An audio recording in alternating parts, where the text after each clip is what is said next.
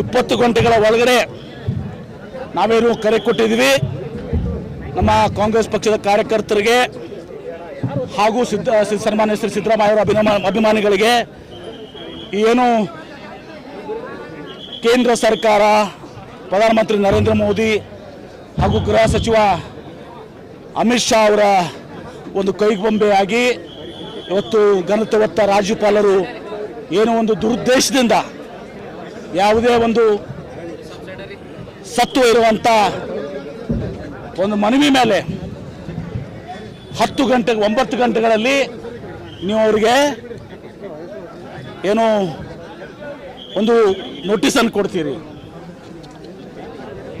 ತದನಂತರ ಕ್ಯಾಬಿನೆಟ್ ನಿಮಗೆ ಸುದೀರ್ಘವಾದಂಥ ಉತ್ತರವನ್ನು ಕೊಟ್ಟ ಮೇಲೂ ಕೂಡ ಕಾನೂನನ್ನು ಕೂಡ ತಮಗೆ ಸಂಪುಟ ನಿರ್ಣಯ ಮೂಲಕ ತಿಳಿಸಿದ ಮ್ಯಾಗೂ ಕೂಡ ನೀವು ಪ್ರಾಸಿಕ್ಯೂಷನ್ ಕೊಟ್ಟಿದ್ದೀರಿ. ತರಾತುರಿಯಲ್ಲಿ ಇಲ್ಲಿ ಪ್ರಾಥಮಿಕ ತನಿಖೆನೂ ಆಗಿಲ್ಲ.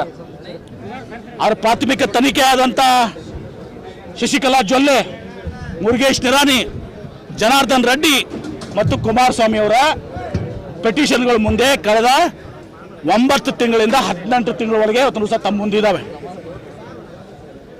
ಅವ್ರ ಬಗ್ಗೆ ತಾವು ಕ್ರಮ ಕೈಗೊಳ್ಳಿಲ್ಲ. ಆದರೆ ಪ್ರಾಥಮಿಕ ತನಿಖೆನೂ ಆಗಿದೆ.